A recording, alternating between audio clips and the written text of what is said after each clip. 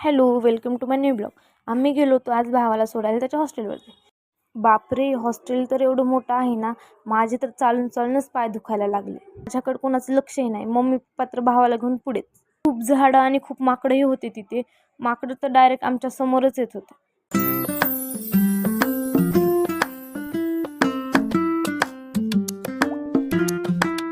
तिथं खूप सुंदर सुंदर स्टॅच्यू होते. प्रत्येक स्टॅच्यू हा एखादी गोष्ट सांगून जात होता.